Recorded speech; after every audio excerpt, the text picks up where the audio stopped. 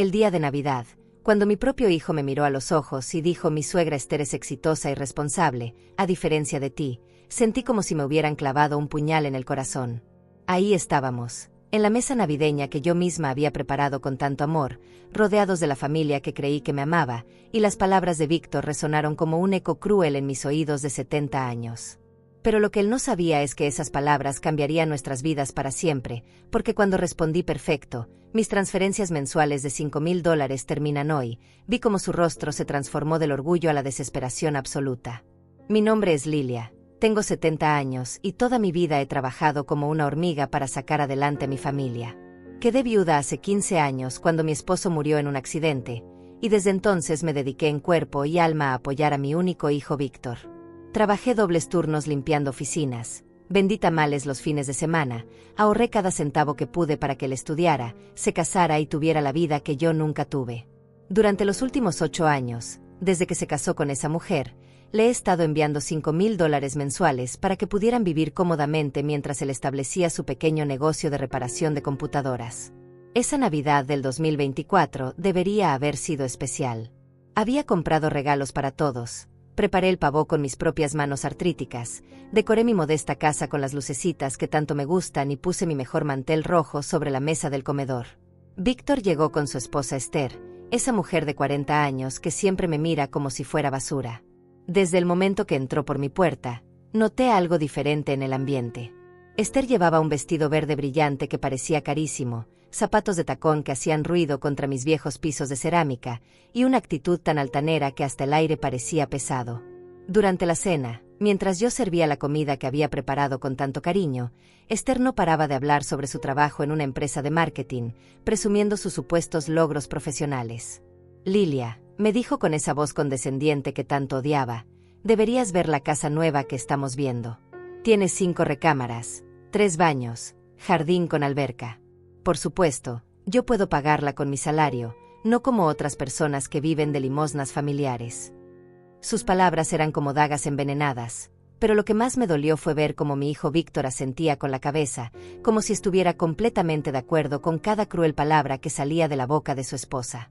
Yo trataba de mantener la compostura, sonriendo forzadamente mientras servía más comida, pero por dentro sentía como la humillación me quemaba las entrañas. Mira, mamá, continuó Víctor. La verdad es que Esther tiene razón. Ella es una mujer exitosa, independiente, que se ha labrado su propio camino en la vida. No como... Bueno, tú sabes.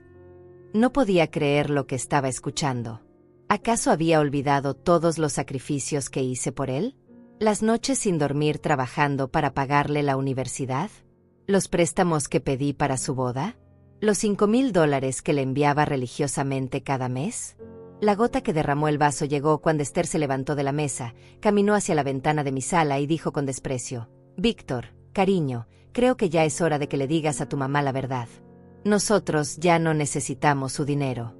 Yo gano suficiente para mantenernos a ambos. Y francamente, es humillante seguir recibiendo esa ayuda de alguien que vive en una casita tan modesta. Las palabras salieron de su boca como veneno puro, y vi como mi hijo, mi propio hijo que llevé en mi vientre durante 9 meses, que amamanté con amor infinito, que consolé en cada pesadilla infantil, se ponía de pie y me miraba con una frialdad que jamás había visto en sus ojos. Es verdad, mamá, dijo Víctor con una voz que no reconocía. Mi suegra es exitosa y responsable, a diferencia de ti. Nosotros ya no necesitamos tu dinero. Podemos vivir perfectamente sin esas transferencias mensuales que tanto presumes. En ese momento sentí como si el mundo se detuviera. El silencio en mi pequeño comedor era ensordecedor, solo se escuchaba el tic-tac del viejo reloj de pared que había heredado de mi madre. Mis manos temblaron mientras sostenía el tenedor, y por un momento pensé que me iba a desmayar del shock y el dolor. Pero entonces, algo dentro de mí se encendió. No era solo tristeza lo que sentía, era una rabia profunda, una indignación que nacía desde lo más profundo de mi alma de mujer trabajadora que había dado todo por su familia. Me levanté lentamente de mi silla, miré directamente a los ojos de mi hijo ingrato, y con una voz más firme de lo que yo misma esperaba, le dije las palabras que cambiarían todo. Perfecto, Víctor. Si tu suegra es tan exitosa y responsable, y si ustedes ya no necesitan mi dinero, entonces mis transferencias mensuales de $5,000 terminan hoy mismo. Que tengan una muy feliz Navidad. El color se drenó completamente del rostro de Víctor cuando escuchó mis palabras. Por primera vez en años, vi pánico genuino en sus ojos, esa misma expresión que tenía cuando era niño y se daba cuenta de que había hecho algo terriblemente malo. «Mamá, espera», balbuceó, pero yo ya había tomado mi decisión. Esther, por su parte, intentó mantener su compostura altanera, pero noté cómo su sonrisa forzada temblaba en las comisuras. «No seas dramática, Lilia», me dijo con esa voz condescendiente que tanto odiaba, «sabes perfectamente que no necesitamos tu dinero». Pero yo conocía a mi hijo mejor que nadie, y en sus ojos podía leer la desesperación que trataba de ocultar. Esa misma noche, después de que se fueron sin siquiera ayudarme a levantar los platos, me senté en mi viejo sillón de la sala y tomé una decisión que cambiaría el curso de nuestras vidas. Al día siguiente, 26 de diciembre, fui directamente al banco y cancelé la transferencia automática que había estado enviando religiosamente durante 8 años. El empleado me miró sorprendido cuando le expliqué que quería cancelar definitivamente el envío mensual de $5,000. «¿Está segura, señora Lilia?», me preguntó. «Completamente segura», le respondí con una firmeza que ni yo sabía que tenía. Los primeros días de enero pasaron en silencio absoluto. Víctor no me llamó, no me escribió. Era como si hubiera desaparecido de la faz de la tierra. Yo seguía con mi rutina diaria: levantarme a las 5 de la mañana, desayunar mi café con pan tostado, ir a trabajar limpiando las oficinas del centro, regresar por la tarde agotada pero con la dignidad intacta. Por primera vez en años, mi dinero era completamente mío. Pude comprarme unos zapatos nuevos que necesitaba desesperadamente, reparé la gotera del techo de mi cocina, y hasta me di el lujo de comprar un pollo entero para cenar en lugar de solo las sobras baratas que normalmente compraba. Pero la tranquilidad duró poco. El 15 de enero, exactamente 20 días después de nuestra confrontación navideña, mi teléfono sonó a las 6 de la mañana. Era Víctor, y por su voz quebrada pude darme cuenta inmediatamente de que algo andaba terriblemente mal. «Mamá», me dijo con un tono que no había escuchado desde que era adolescente, «necesito hablar contigo urgentemente. ¿Puedo ir a tu casa?». Mi corazón de madre se aceleró, porque a pesar de todo el dolor que me había causado, seguía siendo mi hijo. «Por supuesto», le respondí, «estaré esperándote». 1 hora después, Víctor tocó a mi puerta. Cuando la abrí, casi no lo reconocí. Tenía ojeras profundas, el cabello despeinado, la ropa arrugada como si hubiera dormido con ella puesta, y una expresión de derrota total en el rostro. «Mamá», me dijo mientras se desplomaba en mi sofá, «creo que cometí el error más grande de mi vida». Se quedó ahí sentado con la cabeza entre las manos, y por un momento volví a ver al niño pequeño que corría a mis brazos cuando tenía pesadillas.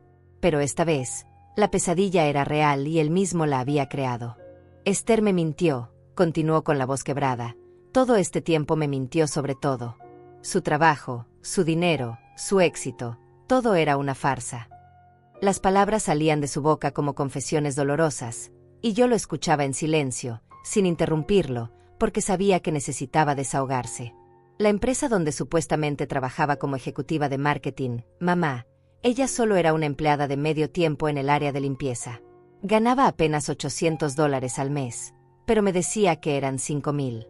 Todo el dinero que presumía, todos esos lujos, era tu dinero, mamá. Era el dinero que tú me enviabas cada mes. La revelación me golpeó como un balde de agua helada. Durante años, esa mujer había estado viviendo como una reina con el dinero de mi sudor y mis sacrificios, mientras me trataba como si fuera una indigente inútil. «Pero eso no es todo», continuó Víctor con lágrimas en los ojos. «Cuando se dio cuenta de que ya no recibiríamos tus transferencias, su verdadera personalidad salió a la luz. Se volvió histérica, me gritó que era un inútil, que sin tu dinero éramos unos fracasados, que ella se merecía algo mejor. Me dijo que si no conseguía el dinero de alguna manera, me iba a dejar. Mi hijo, mi propio hijo, había sido manipulado y engañado por una mujer sin escrúpulos que solo lo había usado como medio para acceder a mi dinero. Toda su actitud altanera, todo su desprecio hacia mí, había sido una actuación cruel para ocultar la verdad, que era una parásita que vivía de mi trabajo honesto. «¿Y ahora qué vas a hacer?», le pregunté, tratando de mantener un tono neutral, aunque por dentro sentía una mezcla de tristeza y satisfacción por verlo finalmente darse cuenta de la realidad. «No sé, mamá», me respondió con sinceridad devastadora. «Estoy completamente perdido. Sin tu dinero no podemos pagar la renta del departamento donde vivimos, no podemos pagar el carro, no podemos pagar nada. Mi negocio de reparación de computadoras apenas me da para comer. Nunca fue suficiente para mantener el estilo de vida que llevábamos. Y Esther. Esther está furiosa conmigo, dice que soy un fracasado igual que tú, que ninguno de los dos sirve para nada. Escuchar a mi propio hijo repetir las crueles palabras de esa mujer me partió el alma en dos. Pero entonces Víctor hizo algo que no esperaba. Se arrodilló frente a mí, tomó mis manos arrugadas entre las suyas y me miró con los ojos llenos de lágrimas. Mamá, sé que no tengo derecho a pedirte nada después de cómo te traté en Navidad. Sé que fui un hijo malagradecido e ingrato. Sé que no merezco tu perdón. Pero te suplico, por favor, ayúdame una vez más. Solo hasta que pueda organizarme, solo unos meses para poder salir de este hoyo en el que me metí. Sus palabras sonaban desesperadas, genuinamente arrepentidas, pero algo dentro de mí había cambiado para siempre esa Navidad. Me levanté lentamente, caminé hacia la ventana de mi sala y miré hacia la calle donde había crecido, donde había luchado sola para sacarla adelante, donde había trabajado día y noche para darle todo lo que necesitaba. Víctor, le dije sin voltear a verlo, durante 45 años he sido tu madre incondicional. Te di todo lo que tenía y más de lo que podía permitirme. Pero ese día en la mesa navideña, cuando me comparaste con desprecio con esa mujer que resultó ser una mentirosa, cuando dijiste que ya no necesitabas mi dinero, cuando permitiste que me humillara en mi propia casa, algo se rompió dentro de mí para siempre. Me volteé hacia él y lo miré directamente a los ojos. La respuesta es no, hijo. No habrá más dinero, no habrá más rescates, no habrá más sacrificios de mi parte. Ya es hora de que aprendas a valerte por ti mismo, tal como yo tuve que hacerlo cuando tu padre murió y me quedé sola con un niño que criar. Víctor se quedó ahí arrodillado, con la boca abierta, como si no pudiera creer lo que acababa de escuchar. Pero yo ya había tomado mi decisión, y esta vez nada ni nadie me haría cambiar de opinión. Las siguientes 2 semanas fueron las más tensas de mi vida. Víctor me llamaba todos los días, a veces llorando, a veces suplicando, a veces hasta gritándome que era una madre cruel y despiadada. Mamá, por favor, me decía con voz desesperada, solo necesito que me ayudes estos 2 meses hasta que pueda conseguir más clientes para mi negocio. Te prometo que después nunca más te voy a pedir nada. Pero yo me mantuve firme en mi decisión. Cada llamada era como una puñalada en el corazón, porque verlo sufrir me dolía profundamente, pero también sabía que si cedía ahora, estaría condenándolo a depender de mí para siempre. El 30 de enero, mientras regresaba del trabajo, vi un auto estacionado frente a mi casa. Era un auto que no reconocía, un sedán gris que parecía bastante nuevo. Mi corazón se aceleró porque inmediatamente supe que algo malo estaba pasando. Cuando llegué a mi puerta, encontré a una mujer esperándome. Era Esther, pero lucía completamente diferente. Ya no traía esos vestidos elegantes ni esos zapatos caros. Llevaba unos jeans desgastados, una blusa blanca sencilla, y tenía el cabello recogido en una cola de caballo desarreglada. Pero lo que más me impactó fue su expresión, una mezcla de rabia y desesperación que jamás había visto. «Tenemos que hablar, Lilia», me dijo con una voz que intentaba sonar controlada pero que temblaba de coraje. Yo la miré de arriba abajo y por primera vez en 8 años, no sentí intimidación alguna. «No tenemos nada de qué hablar, Esther», le respondí mientras sacaba las llaves de mi bolsa. «Claro que sí», insistió bloqueando mi paso hacia la puerta. «Tienes que reconsiderar tu decisión de cortarle el dinero a Víctor. Estás siendo increíblemente egoísta y rencorosa». No podía creer la desfachatez de esa mujer. Después de haberme humillado en mi propia casa, después de haberme llamado fracasada e irresponsable, tenía el descaro de venir a pedirme dinero. «Egoísta», repetí con incredulidad. «¿Yo soy la egoísta? Tú, que durante años viviste como reina con mi dinero mientras me tratabas como basura, me vienes a decir que soy egoísta». Sus mejillas se pusieron rojas de la vergüenza, pero rápidamente la vergüenza se transformó en agresividad pura. «Escúchame bien, vieja inútil», me gritó con una voz llena de veneno. «Si no le sigues mandando dinero a Víctor, me voy a encargar de que te arrepientas. Voy a contarles a todos los vecinos que eres una madre desnaturalizada que abandonó a su propio hijo en el momento que más la necesitaba. Voy a decirles que eres una tacaña miserable que prefiere vivir sola con su dinero antes que ayudar a su familia». Sus amenazas me dolieron profundamente, porque sabía que algunos vecinos podrían creer sus mentiras, pero no iba a permitir que me chantajeara. «Haz lo que quieras, Esther», le respondí con una tranquilidad que ni yo sabía que tenía, «pero no vas a conseguir ni un centavo más de mí. Y ahora quítate de mi puerta antes de que llame a la policía». Ella se acercó tanto a mí que podía sentir su respiración agitada. «Esto no se va a quedar así», me susurró con odio puro, «te voy a hacer pagar por arruinar mi vida». Después de eso se dio la vuelta, subió a su auto y se fue derrapando las llantas como una loca. Esa misma noche, Miriam, mi vecina de al lado, tocó a mi puerta. Miriam es una mujer de 60 años que siempre había sido muy amable conmigo, y cuando abrí la puerta noté que tenía una expresión muy preocupada. «Lilia», me dijo entrando a mi sala, «¿puedo preguntarte qué está pasando? Vi que tu nuera vino a gritarte esta tarde, y estoy muy preocupada por ti».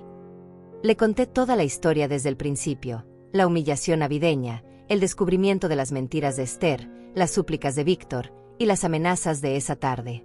Miriam me escuchó en silencio, asintiendo con la cabeza, y cuando terminé de hablar me tomó de las manos. «Lilia, quiero que sepas que hiciste lo correcto.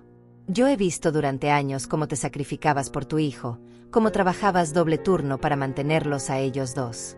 Y también he visto cómo esa mujer te trataba cada vez que venía aquí, como si fuera su empleada personal. No permitas que te hagan sentir culpable por poner límites». Sus palabras me consolaron profundamente, porque necesitaba escuchar de alguien más que no estaba loca, que mi decisión era la correcta. Pero los problemas apenas comenzaban. A los 2 días, mientras caminaba hacia la parada del autobús para ir al trabajo, me di cuenta de que algunos vecinos me miraban extraño y susurraban entre ellos. Doña Carmen, que siempre me saludaba cordialmente, esta vez desvió la mirada cuando pasé cerca de ella. Don Armando, el señor de la tienda de la esquina, me atendió con una frialdad que nunca había mostrado antes. Era obvio que Esther había comenzado su campaña de difamación en mi contra. La confirmación llegó el viernes de esa semana, cuando Miriam vino a contarme lo que había escuchado en el mercado. «Lilia, esa mujer está diciendo mentiras terribles sobre ti. Le está contando a todo mundo que eres una madre desnaturalizada que abandonó a tu hijo porque te volviste tacaña y egoísta. Dice que tu hijo está pasando hambre y que tú prefieres guardar tu dinero antes que ayudarlo. Incluso inventó que tienes miles de dólares ahorrados y que te niegas a ayudar a tu propia familia por puro rencor». Cada palabra que Miriam me repetía era como una bofetada en la cara. Después de toda una vida trabajando honestamente, después de todos los sacrificios que había hecho, esa mujer me estaba pintando como un monstruo frente a toda mi comunidad. «Pero no te preocupes», continuó Miriam. «Yo les dije la verdad a las personas que me preguntaron. Les conté cómo durante años has estado mandándole dinero a tu hijo, cómo esa mujer vivía de lujo con tu dinero mientras te despreciaba. Algunas personas me creyeron, pero otras... Bueno, sabes cómo es la gente con los chismes». El sábado por la mañana, mientras barría el frente de mi casa, escuché voces alteradas que venían de la casa de enfrente. Era Víctor discutiendo acaloradamente con Esther. Aunque traté de no escuchar, sus gritos eran tan fuertes que era imposible ignorarlos. «No puedo más con tus exigencias», le gritaba Víctor. «Mi mamá no me va a dar dinero y tienes que aceptarlo». La respuesta de Esther fue aún más fuerte. «Entonces búscate el dinero de donde sea. Vende algo, pide prestado, haz lo que tengas que hacer, pero consigue esa plata porque yo no voy a vivir como una pordiosera». La discusión continuó por más de 1 hora, hasta que escuché un portazo tan fuerte que hizo temblar las ventanas. Unos minutos después vi a Esther salir de la casa cargando 2 maletas grandes. Las aventó en la cajuela de su auto con tanta fuerza que pensé que las iba a romper. Antes de subirse al carro, volteó hacia mi casa y me gritó desde la calle: «Esto es culpa tuya, vieja miserable. Por tu culpa se está acabando mi matrimonio». Después se subió al auto y se fue a toda velocidad, dejando a Víctor parado en la puerta de su casa con una expresión de total desolación. Esa noche, mi teléfono no paró de sonar. Víctor me llamaba cada 10 minutos, llorando, suplicando, diciéndome que Esther lo había abandonado y que todo era mi culpa. «Mamá, ella se fue y dice que no va a regresar hasta que yo consiga el dinero para mantener nuestro estilo de vida. ¿No entiendes que sin tu ayuda mi matrimonio se va a acabar?». Sus palabras me partían el corazón, pero también me daban una claridad terrible. Mi hijo estaba más preocupado por conservar a una mujer que no lo amaba realmente, que por entender el daño que me había causado. Víctor, le dije con voz temblorosa pero firme, si tu esposa te abandona porque ya no tienes el dinero de tu madre, entonces nunca te amó a ti.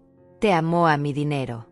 Una mujer que realmente te ama estaría a tu lado en las buenas y en las malas, trabajaría contigo para salir adelante, no te exigiría lujos que no puedes pagar. Pero él no quería escuchar razones, solo quería que yo solucionara su problema con mi dinero, como siempre había hecho. Los días siguientes fueron un infierno absoluto. Víctor perdió completamente la compostura y comenzó a acosarme de maneras que jamás pensé que mi propio hijo sería capaz. Me llamaba a las 3 de la mañana gritándome que era una madre horrible, que por mi culpa había perdido a la mujer de su vida, que me odiaba y que nunca me perdonaría. Mamá, me decía con una voz llena de resentimiento, espero que estés feliz ahora que destruiste mi matrimonio. Espero que puedas dormir tranquila sabiendo que tu hijo está sufriendo por tu egoísmo. Cada llamada era más dolorosa que la anterior, pero yo me mantenía firme en mi decisión porque sabía que ceder ahora sería destruir cualquier posibilidad de que él aprendiera a valorarme. El miércoles de la segunda semana de febrero, mientras regresaba del trabajo completamente agotada, me encontré con una escena que nunca olvidaré. Víctor estaba sentado en los escalones de mi puerta, pero no parecía el mismo hombre. Tenía barba de varios días, la ropa sucia y arrugada, y un olor a alcohol tan fuerte que me llegó desde varios metros de distancia. A su lado había una botella de whisky medio vacía y sus ojos estaban completamente rojos.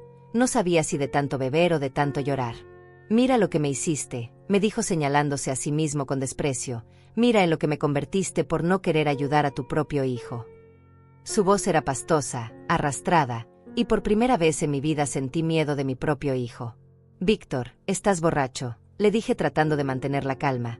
Vete a tu casa a dormir y mañana hablamos cuando estés sobrio. Pero él se levantó tambaleándose y me bloqueó el paso hacia mi puerta. No me voy a ir hasta que me prometas que vas a ayudarme, me gritó con una agresividad que jamás había mostrado conmigo. Soy tu hijo.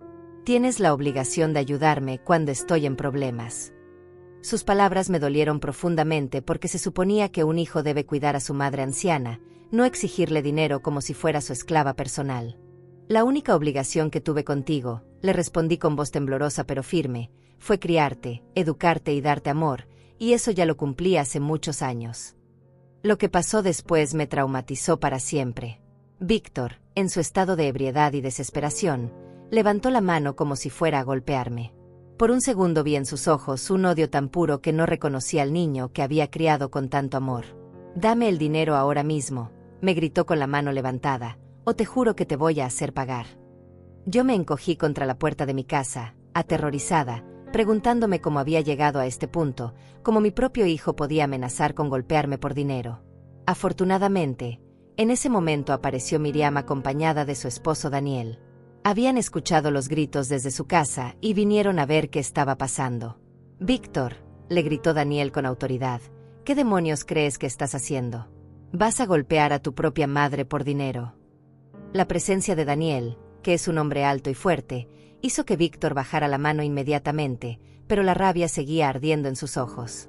Esto no es asunto suyo, le respondió Víctor a Daniel con desprecio, es un problema familiar. Pero Daniel se acercó a él y le habló con una voz que no admitía discusión. Se convierte en mi asunto cuando amenazas con violencia a una mujer de 70 años en mi vecindario. Lárgate de aquí ahora mismo antes de que llame a la policía. Víctor nos miró a todos con odio, tomó su botella de whisky y se fue caminando zigzag por la calle mientras murmuraba maldiciones. Esa noche no pude dormir ni un minuto. Me quedé sentada en mi sillón, temblando, repasando una y otra vez la escena de mi hijo amenazándome con golpearme. ¿Cómo había llegado a esto? ¿Cómo el bebé que amamanté con tanto amor se había convertido en un hombre capaz de intimidar a su propia madre anciana? Me sentía completamente sola en el mundo, traicionada por la única persona que se suponía debía amarme incondicionalmente. Al día siguiente, Daniel tocó a mi puerta temprano en la mañana. Traía una taza de café y una expresión muy seria. Lilia, me dijo sentándose en mi cocina, necesitamos hablar sobre lo que pasó anoche. Lo que hizo Víctor no está bien, y creo que deberías considerar buscar ayuda legal. Sus palabras me asustaron porque nunca había pensado en tener que protegerme legalmente de mi propio hijo. Daniel, él es mi hijo, le respondí con voz quebrada. No puedo denunciarlo por un momento de desesperación.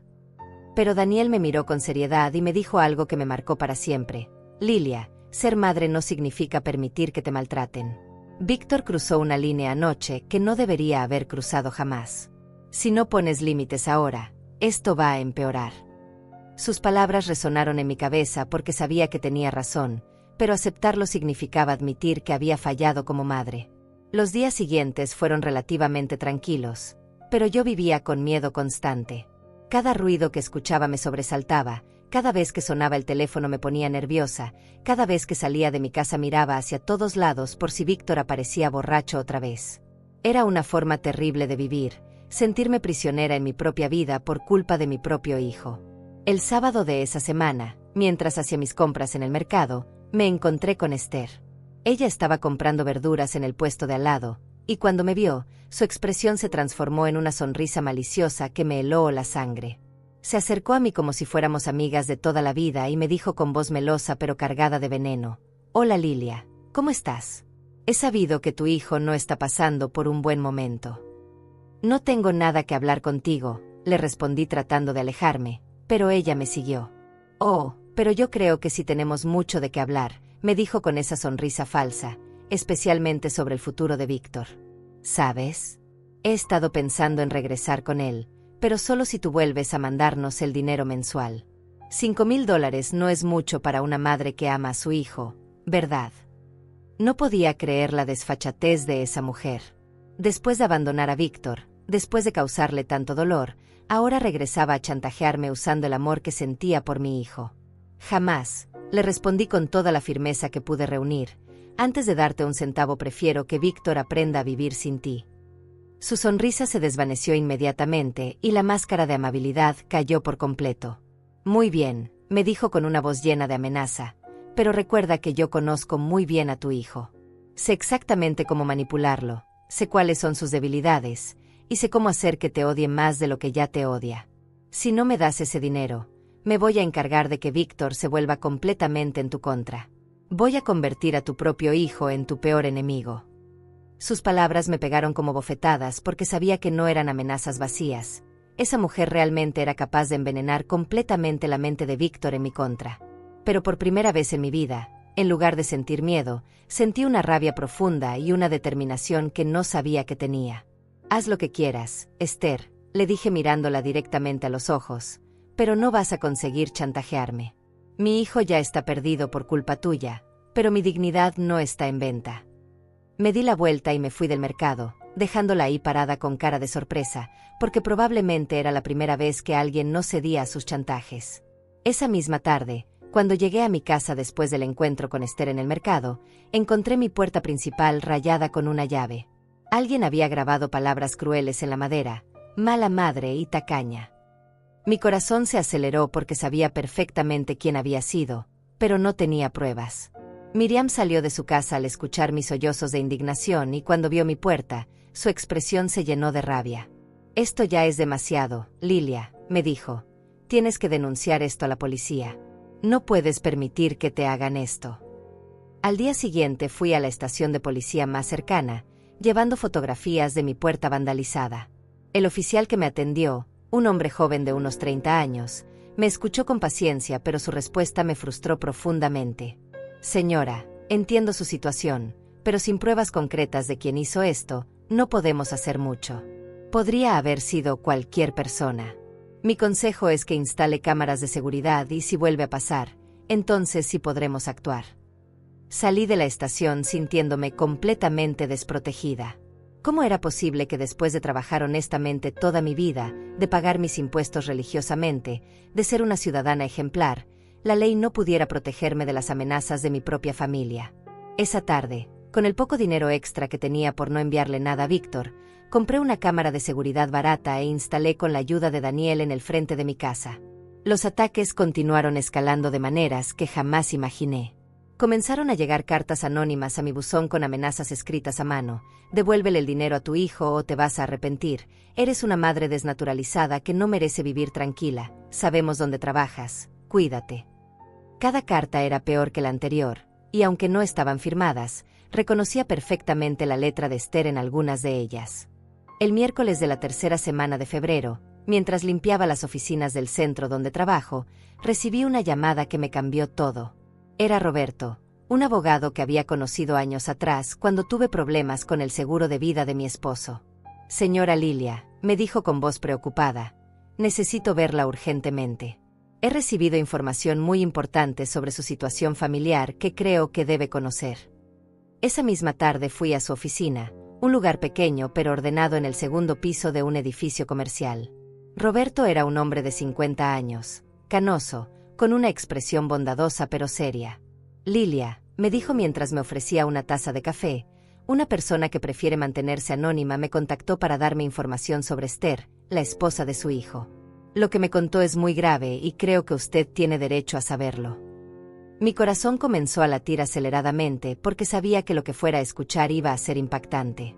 «Esther no solo le mintió a su hijo sobre su trabajo», continuó Roberto, «sino que tiene antecedentes penales por estafa y fraude.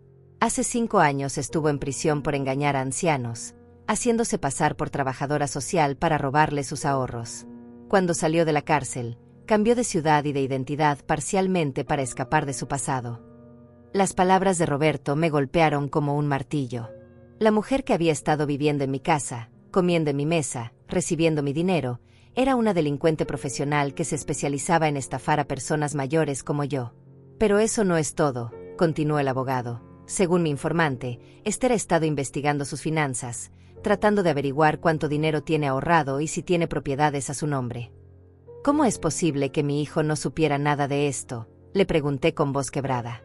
Roberto me miró con compasión y me explicó: «Los estafadores profesionales son muy hábiles para ocultar su pasado y manipular a sus víctimas. Es probable que Esther haya escogido específicamente a Víctor porque sabía que usted lo ayudaba económicamente. Él fue su puerta de entrada a su dinero».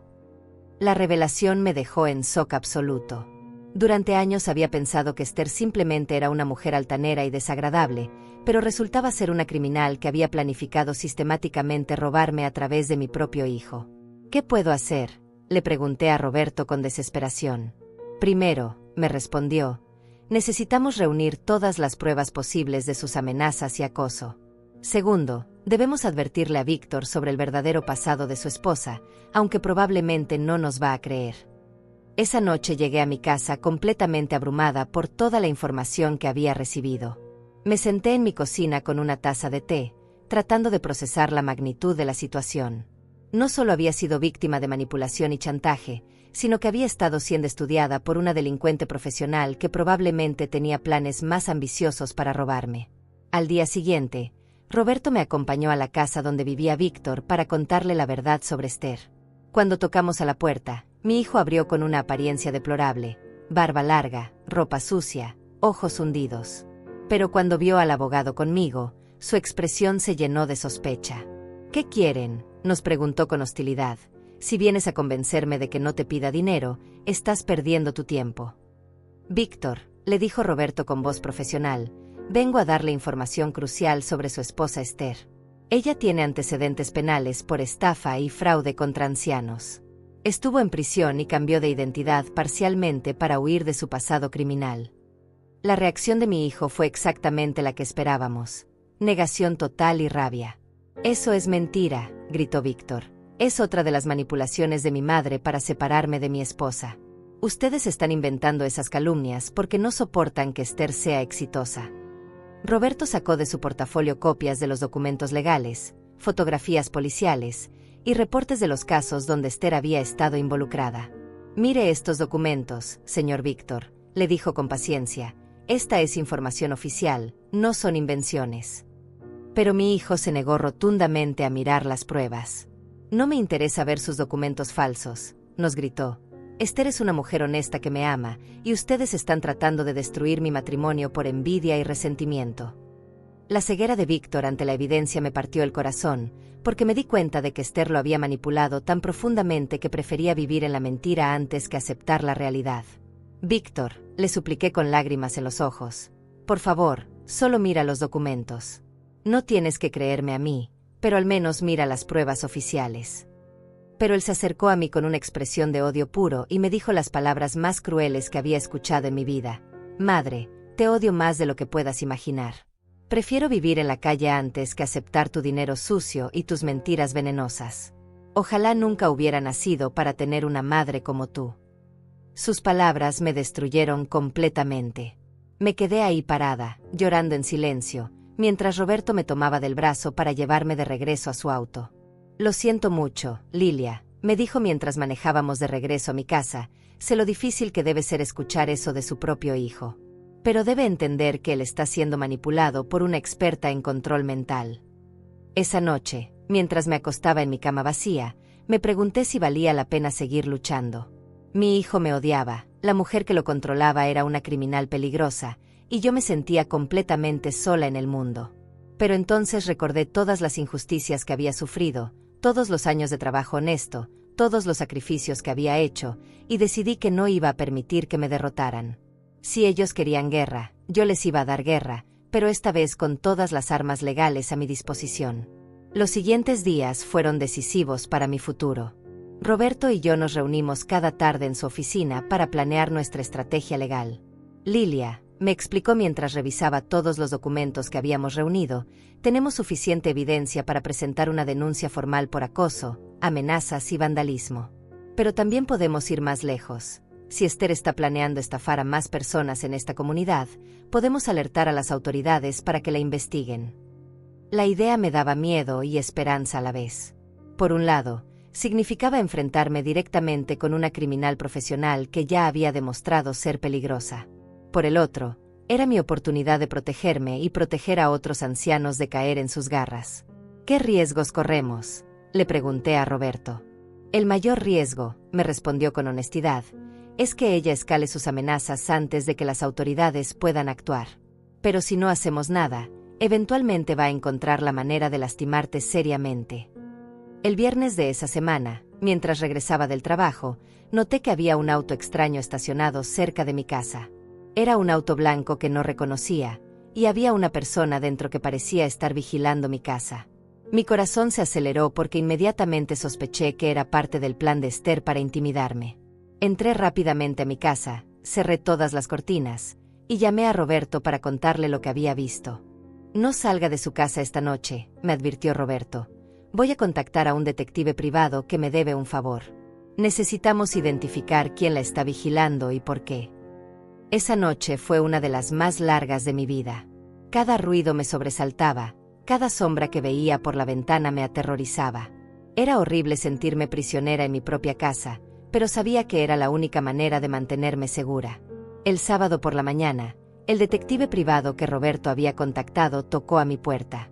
Era un hombre de 40 años, alto, con aspecto serio pero amable. Señora Lilia, me dijo presentándose como Adrián, anoche confirmamos que efectivamente la están vigilando. El auto blanco pertenece a un hombre que trabaja para Esther, probablemente está documentando sus rutinas para planear algo más serio. Las palabras de Adrián me helaron la sangre. ¿Qué tipo de planes podría tener?, le pregunté con voz temblorosa. Los estafadores como Esther a menudo planean robos domiciliarios, me explicó. Estudian las rutinas de sus víctimas para saber cuándo está la casa vacía. También es posible que esté planeando algún tipo de accidente falso para demandarte legalmente y quitarte tu casa. Esa misma tarde, Roberto, Adrián y yo fuimos juntos a la estación de policía. Esta vez llevábamos un dossier completo con todas las pruebas, fotografías de mi puerta vandalizada, copias de las cartas amenazantes, los antecedentes penales de Esther, testimonios de los vecinos que habían presenciado las amenazas de Víctor y las fotografías del auto que me estaba vigilando. El capitán de policía que nos atendió era un hombre mayor, de unos 60 años, que escuchó nuestro caso con mucha atención. Señora, me dijo después de revisar todos los documentos, esta es una situación muy seria. Vamos a emitir una orden de restricción inmediatamente contra Esther y su asociado. También vamos a patrullar su vecindario con más frecuencia.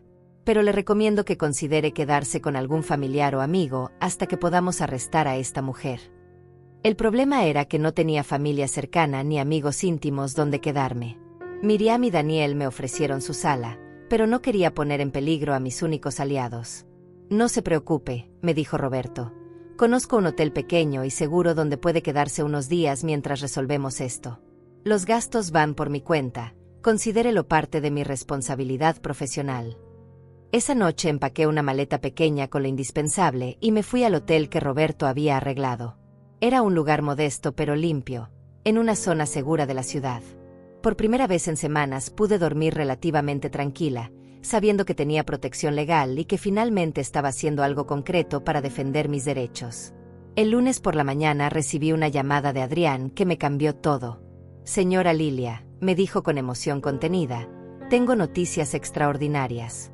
Anoche arrestaron a Esther cuando intentaba entrar a su casa con herramientas de robo. La orden de restricción llegó justo a tiempo, porque si hubiera logrado entrar, habría plantado evidencia falsa para acusarla de tener dinero ilegal y poder demandarte por todo lo que tienes». No podía creer lo que estaba escuchando. Esther realmente había planeado robarme y después destruir mi reputación con evidencia plantada. «Pero eso no es todo», continuó Adrián. «Cuando la arrestaron, ella intentó escapar gritando que usted era una criminal y que ella solo estaba recuperando dinero que le pertenecía. Sus declaraciones contradictorias y su comportamiento errático hicieron que los oficiales investigaran más profundamente». «¿Qué encontraron?», le pregunté con el corazón acelerado. «Encontraron que ha estado estafando a otros 3 ancianos en diferentes vecindarios usando exactamente el mismo método. Se casa con hombres que tienen madres solteras con dinero, manipula a los hijos para que rechacen a sus madres, y después roba las casas cuando están vacías. Usted no era su primera víctima, Lilia, pero va a ser la última». Esa tarde, Roberto me acompañó de regreso a mi casa. Encontramos a varios oficiales de policía terminando de procesar la escena del intento de robo. Mi puerta había sido forzada, pero gracias a las cámaras de seguridad y a la rápida respuesta policial, Esther había sido capturada antes de poder entrar completamente. «Señora», me dijo uno de los oficiales, «esta mujer llevaba un bolso lleno de drogas y joyas robadas que planeaba plantar en su casa. Su objetivo era hacerla parecer culpable de crímenes que usted nunca cometió». La magnitud de la maldad de Esther me dejó sin palabras. No solo había planeado robarme, sino destruir completamente mi reputación y posiblemente mandarme a prisión por crímenes que ella misma había cometido. «Gracias a Dios que actuamos cuando lo hicimos», me dijo Roberto, «porque si hubiéramos esperado más tiempo, usted podría estar enfrentando cargos criminales falsos». Esa noche, ya de regreso en mi casa con seguridad policial reforzada, me senté en mi cocina a reflexionar sobre todo lo que había pasado. En cuestión de 3 meses, había descubierto que mi nuera era una criminal profesional, que mi hijo había sido completamente manipulado, que había estado siendo vigilada y estudiada para ser víctima de un robo elaborado, y que solo la intervención legal a tiempo me había salvado de perder todo lo que había trabajado en mi vida. Pero la pregunta que me torturaba era, ¿qué iba a pasar con Víctor? Él seguía creyendo que Esther era inocente, seguía odiándome por no darle dinero, y probablemente ahora me culparía por el arresto de su esposa.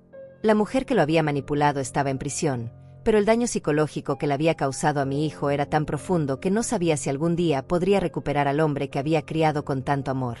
Al día siguiente recibí la respuesta a esa pregunta de la manera más dolorosa posible. Víctor apareció en mi puerta a las 6 de la mañana, pero esta vez no venía borracho ni desesperado. Venía con una frialdad calculada que me asustó más que todas sus amenazas anteriores. «Madre», me dijo con una voz completamente vacía de emoción, «vine a decirte que nunca te voy a perdonar por lo que le hiciste a mi esposa. Ella está en la cárcel por tu culpa, y yo voy a hacer todo lo que esté en mi poder para destruir tu vida, tal como tú destruiste la mía». Las palabras de Víctor me golpearon como una sentencia de muerte. Mi propio hijo, mi único hijo, el bebé que había criado con tanto amor, estaba declarándome la guerra abiertamente. «Víctor», le supliqué con lágrimas en los ojos, «Esther es una criminal. Intentó robar nuestra casa, tenía drogas para plantarme, tiene antecedentes penales. Los policías tienen todas las pruebas». Pero él me miró con un desprecio tan profundo que sentí como si mi corazón se partiera en 1000 pedazos. «Todo eso son mentiras que inventaste con tu abogado», me respondió con una voz llena de odio. «Esther es inocente y tú la mandaste a la cárcel porque no soportabas que fuera más exitosa que tú. Pero esto no se va a quedar así, te lo prometo». Se dio la vuelta y se fue caminando lentamente, pero antes de llegar a la esquina se volteó y me gritó, «Vas a pagar por cada día que mi esposa esté en esa cárcel. Vas a sufrir tanto como ella está sufriendo ahora». Esa misma mañana llamé a Roberto, completamente desesperada. «Mi hijo me amenazó otra vez», le dije llorando por teléfono. Dice que va a destruir mi vida porque culpa que Esther esté en prisión. Roberto me citó inmediatamente en su oficina, y cuando llegué me encontré con una noticia que me dejó helada. Lilia, me dijo con expresión muy seria, tengo información preocupante. Víctor fue a la cárcel a visitar a Esther ayer, y según los guardias, ella le está dando instrucciones específicas de cómo hacerle daño. ¿Qué tipo de instrucciones?, le pregunté aterrorizada. Los criminales como Esther conocen maneras de arruinar la reputación de las personas sin dejar evidencia directa, me explicó Roberto. Pueden hacer que pierda su trabajo, que la desalojen de su casa, que los vecinos la rechacen, todo usando métodos que son difíciles de probar legalmente. Su hijo se ha convertido en el brazo ejecutor de una criminal profesional. Los días siguientes comprobaron que Roberto tenía razón. Comenzaron a suceder cosas extrañas que arruinaban mi vida poco a poco. Primero, recibí una llamada de mi jefe en la empresa de limpieza diciéndome que había recibido quejas anónimas sobre mi trabajo, que supuestamente yo robaba cosas de las oficinas. Señora Lilia, me dijo con pena, usted sabe que yo confío en su honestidad, pero las quejas han sido tan insistentes que mis superiores me están presionando para despedirla. Sabía perfectamente quién estaba haciendo esas llamadas falsas. Víctor conocía exactamente dónde trabajaba y tenía suficiente información personal sobre mí para hacer que las acusaciones sonaran creíbles. Por favor, le supliqué a mi jefe, dele una oportunidad más. Instale cámaras si es necesario, pero no me despida por acusaciones falsas. Afortunadamente, él aceptó darme una semana de prueba bajo supervisión constante. Pero los ataques no se detuvieron ahí. Al día siguiente, el propietario de mi casa me llamó diciendo que había recibido reportes de que yo estaba usando mi casa para actividades ilegales, que supuestamente vendía drogas a menores de edad. Señora Lilia, me dijo confundido, las personas que llamaron parecían muy convincentes y dijeron que tenían pruebas. Si esto es cierto, voy a tener que desalojarla inmediatamente. Casi me desmayé del shock. Señor Martín, le dije con voz desesperada, usted me conoce desde hace 15 años. Sabe que soy una mujer trabajadora y honesta. Esas son acusaciones completamente falsas hechas por personas que me quieren hacer daño. Afortunadamente, el señor Martín era un hombre justo que decidió investigar personalmente antes de tomar acciones drásticas. La estrategia de Víctor y Esther era diabólica, hacer múltiples acusaciones falsas desde números telefónicos diferentes para crear la impresión de que muchas personas tenían quejas legítimas contra mí. Roberto me explicó que esto se llamaba campaña de difamación coordinada y que era una táctica común entre criminales sofisticados. El miércoles de esa semana, mientras regresaba del supermercado, me encontré con una escena que me traumatizó profundamente. Víctor estaba parado frente a mi casa hablando con un grupo de vecinos, contándoles mentiras terribles sobre mí. Mi madre es una mujer peligrosa, le decía a doña Carmen y a don Armando, tiene problemas mentales serios y ha estado amenazando a mi esposa. Por eso la policía se la llevó arrestada, porque mi madre la acusó falsamente de cosas terribles. Los vecinos me miraron con desconfianza cuando me acerqué. Doña Carmen, que siempre había sido amable conmigo, me dijo con frialdad, Lilia, tu hijo nos está contando cosas muy preocupantes sobre ti. ¿Es cierto que inventaste crímenes falsos contra su esposa? Me quedé ahí parada, cargando mis bolsas del supermercado, sintiendo como la comunidad donde había vivido durante décadas me daba la espalda por las mentiras de mi propio hijo. Eso no es cierto, logré decir con voz temblorosa. Mi nuera es una criminal con antecedentes penales. La policía tiene todas las pruebas. Pero Víctor inmediatamente contraatacó. ¿Ven? Mi madre vive en fantasías paranoicas. Cree que todo mundo la persigue. Es exactamente lo que le pasó a mi pobre esposa, que ahora está sufriendo en la cárcel por las alucinaciones de una mujer enferma mental. Esa noche llamé a Roberto llorando desconsoladamente. No puedo más, le dije. Mi propio hijo me está destruyendo frente a toda la comunidad. Los vecinos me miran como si fuera una criminal. Mi jefe duda de mi honestidad. Mi propietario piensa que soy una narcotraficante. ¿Cómo es posible que la vida de una persona se pueda destruir tan fácilmente con mentiras? Roberto me citó en su oficina esa misma noche para una reunión de emergencia. Cuando llegué, me encontré con Adrián, el detective privado, que tenía noticias importantes. Señora Lilia, me dijo, hemos estado investigando las actividades de su hijo y tenemos evidencia de que está cometiendo un delito grave. Hacer acusaciones falsas coordinadas para dañar la reputación de alguien se llama difamación maliciosa, y es un crimen federal que puede llevarlo a prisión. ¿Pero cómo podemos probarlo?, le pregunté. Ya lo probamos, respondió Adrián con satisfacción. Grabamos algunas de las llamadas falsas que hizo a su jefe y a su propietario. También tenemos testimonio de varios vecinos sobre sus mentiras públicas. Tenemos suficiente evidencia para presentar cargos criminales contra él. La idea de mandar a mi propio hijo a prisión me partía el alma en dos. No sé si puedo hacer eso, le dije a Roberto con el corazón destrozado. Sigue siendo mi hijo, a pesar de todo.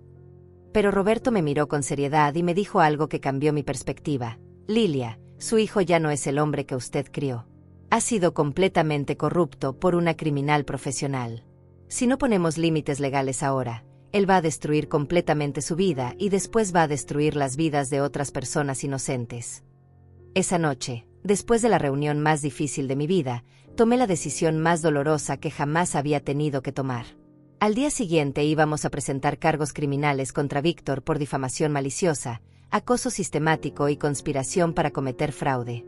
Era la única manera de protegerme legalmente, pero también significaba reconocer oficialmente que mi único hijo se había convertido en mi enemigo. Antes de irme a dormir, me senté en mi cocina con una taza de té y lloré por el hijo que había perdido para siempre. El bebé que había amamantado con amor infinito, el niño que había consolado en cada pesadilla, el joven que había llenado de orgullo cuando se graduó, ya no existía. En su lugar había un hombre amargo y vengativo que estaba dispuesto a destruir a su propia madre por una mujer que no lo amaba realmente.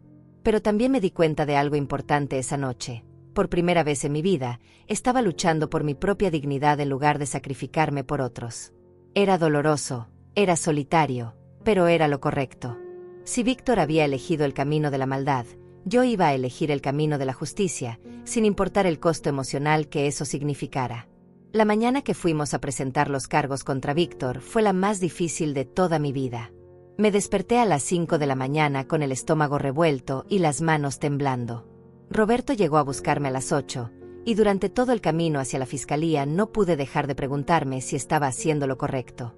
Lilia, me dijo Roberto notando mi angustia, recuerde que usted no está atacando a su hijo, se está defendiendo de un criminal que casualmente resulta ser su hijo. En la fiscalía nos recibió una mujer joven y enérgica llamada Estela, que era la fiscal asignada a casos de acoso familiar. Cuando le presentamos toda la evidencia que habíamos reunido durante semanas, su expresión se volvió muy seria. Señora Lilia, me dijo después de revisar las grabaciones, fotografías y testimonios, este es uno de los casos más sistemáticos de difamación maliciosa que he visto. Su hijo y su nuera han orquestado una campaña criminal para destruir su reputación y posiblemente robarle todo lo que tiene. ¿Qué va a pasar ahora?, le pregunté con voz temblorosa. Vamos a emitir una orden de arresto contra Víctor por múltiples cargos, me explicó Estela, difamación maliciosa, acoso sistemático, conspiración para cometer fraude e intimidación contra un adulto mayor. Si es encontrado culpable de todos los cargos, podría enfrentar hasta 5 años de prisión. Las palabras me golpearon como martillazos, porque a pesar de todo lo que había hecho, seguía siendo mi hijo. 2 horas después de que firmé la denuncia formal, recibí una llamada que me cambió todo. Era Miriam, mi vecina, y sonaba extremadamente agitada. Lilia, me dijo casi gritando, tienes que venir inmediatamente a tu casa. Víctor está aquí con varios hombres extraños, y están sacando cosas de tu casa. Dice que tú le diste permiso, pero se ve muy sospechoso. Mi corazón se detuvo porque sabía que Víctor estaba tratando de robar mis pertenencias antes de que lo arrestaran. Roberto y yo corrimos hacia mi casa acompañados de 2 oficiales de policía que Estela había enviado con nosotros. Cuando llegamos, encontramos a Víctor dirigiendo a 3 hombres que estaban cargando mis muebles, mi televisión y mis electrodomésticos en una camioneta. Al ver a la policía, Víctor trató de actuar como si todo fuera normal. Oficiales, les dijo con fingida tranquilidad, estoy ayudando a mi madre a mudarse porque ya no puede vivir sola. Eso es mentira, les grité a los policías. Él no tiene mi permiso para tocar nada de mi casa. Está robando mis pertenencias. Uno de los oficiales se acercó a Víctor y le pidió que mostrara algún documento que probara que tenía autorización para sacar mis cosas. Por supuesto, no tenía nada, porque todo era un robo descarado. Señor, le dijo el oficial a Víctor, Tengo que pedirle que devuelva inmediatamente todo lo que sacó de esta casa y que se retire de la propiedad. Pero Víctor, en lugar de obedecer, explotó en una rabia incontrolable. Esta casa debería ser mía, gritó como un loco. Yo soy su único hijo. Todo lo que ella tiene me pertenece por derecho. Sus palabras me revelaron la verdadera motivación detrás de todo su comportamiento. No era amor filial, era pura codicia. Los hombres que estaban ayudándole, al ver a la policía, inmediatamente comenzaron a devolver mis cosas a la casa. Era obvio que Víctor les había mentido, probablemente diciéndoles que yo le había dado permiso o que él era el dueño legal de la propiedad. No sabíamos que era robo, le dijeron a los oficiales. Él nos dijo que era una mudanza familiar normal. Pero lo que pasó después me traumatizó más que todo lo anterior. Víctor, viendo que su plan de robo había fracasado y que los oficiales tenían una orden de arresto contra él, perdió completamente el control. Se acercó a mí con los ojos inyectados de odio y me gritó con una voz que no reconocía. Todo esto es culpa tuya, vieja maldita. Por tu culpa mi esposa está en la cárcel. Por tu culpa perdí todo lo que tenía. Ojalá te mueras y me dejes en paz de una vez. Sus palabras me desgarraron el alma, pero lo que vino después fue peor. Víctor levantó la mano como si fuera a golpearme, exactamente como había hecho esa noche que llegó borracho a mi casa. Pero esta vez, los oficiales de policía estaban presentes y reaccionaron inmediatamente. Señor, ponga las manos donde pueda verlas, le gritó uno de ellos mientras desenfundaba su arma. Está bajo arresto por intento de agresión, robo y múltiples cargos de acoso. Ver a mi hijo esposado y metido en la patrulla de policía fue la imagen más dolorosa de toda mi vida. 70 años vividos, 45 años siendo madre, y todo terminaba así. Mi único hijo arrestado por tratar de destruirme. Mientras la patrulla se alejaba, pude ver a Víctor gritándome maldiciones por la ventana trasera, su cara deformada por el odio más puro que jamás había visto en un ser humano. Esa noche, Miriam se quedó conmigo porque Roberto y los oficiales consideraron que no era seguro que estuviera sola. Lilia, me dijo mientras preparaba té en mi cocina, sé lo difícil que debe ser todo esto, pero hiciste lo correcto. Víctor se había vuelto peligroso, no solo para ti sino para toda la comunidad. Sus palabras me consolaron un poco, pero el dolor en mi corazón era tan profundo que parecía físico. Al día siguiente, Estela me llamó para informarme sobre el proceso legal. Señora Lilia, me dijo, Víctor fue presentado ante el juez esta mañana. Se declaró inocente de todos los cargos, pero la evidencia en su contra es abrumadora. Su juicio está programado para dentro de 6 semanas. También me informó que habían encontrado más evidencia en el teléfono de Víctor. Mensajes de texto donde coordinaba con Esther las llamadas falsas a mi jefe y mi propietario. Hay algo más que debes saber, continuó Estela. Cuando arrestamos a Víctor, encontramos llaves falsas de su casa en su bolsillo. Estaba planeando entrar a robar cuando usted no estuviera. También tenía anotaciones con información sobre sus cuentas bancarias y sus horarios de trabajo. Su propio hijo la estaba estudiando como si fuera una víctima cualquiera. La revelación me destrozó completamente. Víctor no solo me odiaba, sino que me había estado tratando como un objetivo criminal. Había estudiado mis rutinas, había falsificado llaves, había planeado robar mi casa sistemáticamente. El hijo que había criado con tanto amor se había convertido en un delincuente profesional que me veía solo como una fuente de dinero para explotar. Esa tarde, Roberto vino a visitarme para discutir los próximos pasos legales. Lilia, me dijo con gentileza, sé que esto es increíblemente doloroso, pero necesita prepararse mentalmente para el juicio. Víctor probablemente va a testificar en su contra. Va a tratar de pintarla como una madre abusiva que arruinó su vida. Va a ser muy difícil escuchar esas mentiras en un tribunal público. ¿Cree que lo van a declarar culpable?, le pregunté. Con toda la evidencia que tenemos, es prácticamente imposible que escape de la condena, me respondió Roberto. Pero el proceso va a ser emocionalmente devastador para usted. Va a tener que testificar contra su propio hijo, va a tener que contar públicamente todos los abusos que sufrió, y él va a estar ahí escuchando, probablemente odiándola más con cada palabra. Esa noche, mientras me acostaba en mi cama, reflexioné sobre cómo había llegado a este punto. 6 meses atrás, el día de Navidad, yo era una madre orgullosa que apoyaba económicamente a su hijo. Ahora era una anciana que había tenido que mandar a prisión a su único hijo para proteger su propia vida. El cambio había sido tan dramático y doloroso que a veces me preguntaba si todo había sido un sueño terrible. Pero también me di cuenta de algo importante. Por primera vez en décadas, ya no tenía miedo. Ya no vivía esperando la próxima humillación, la próxima amenaza, la próxima manipulación. El precio había sido altísimo. Había perdido a mi hijo para siempre, pero había recuperado mi dignidad y mi paz mental. Era un intercambio amargo, pero necesario para mi supervivencia. Las 6 semanas antes del juicio pasaron como una montaña rusa emocional. Algunos días me despertaba sintiendo una paz extraña, como si finalmente hubiera recuperado el control de mi vida. Otros días lloraba durante horas, lamentando la pérdida del hijo que había amado incondicionalmente durante 45 años. Roberto me visitaba regularmente para prepararme para el testimonio, y cada ensayo era como revivir todo el dolor que había sufrido durante esos meses terribles. Una semana antes del juicio, recibí una noticia que me impactó profundamente. Estela me llamó para informarme que Esther había confesado completamente desde la prisión, admitiendo que había manipulado a Víctor desde el primer día de su matrimonio. Su objetivo siempre fue acceder a su dinero, me explicó la fiscal. Ella sabía exactamente cuánto le mandaba mensualmente a su hijo porque revisaba secretamente sus cuentas bancarias.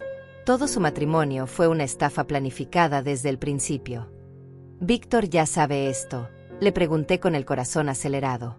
«Su abogado se lo informó ayer», me respondió Estela. Según el reporte que recibí, su hijo tuvo una crisis nerviosa cuando escuchó la confesión completa. Aparentemente se desmayó en su celda y tuvieron que llevarlo a la enfermería. Creo que finalmente se está dando cuenta de la magnitud del engaño del que fue víctima. Esa información me llenó de sentimientos contradictorios. Por un lado, sentía una satisfacción amarga al saber que finalmente se había revelado la verdad completa. Por el otro, me dolía profundamente saber que mi hijo estaba sufriendo al descubrir que la mujer por la que había destruido nuestra relación nunca lo había amado realmente. Era exactamente lo que yo había tratado de decirle durante meses, pero él había preferido odiarme antes que escuchar la verdad. El día del juicio llegó como una tormenta inevitable. Me desperté a las 5 de la mañana con náuseas y temblores en todo el cuerpo. Roberto llegó a buscarme vestido con su mejor traje, y durante el camino hacia el tribunal me dio las últimas instrucciones. Recuerde, Lilia, solo diga la verdad. No trate de proteger a Víctor ni de minimizar lo que le hizo. La justicia necesita escuchar los hechos exactos tal como sucedieron. El tribunal estaba lleno de gente que no conocía, probablemente periodistas y curiosos atraídos por la naturaleza dramática del caso.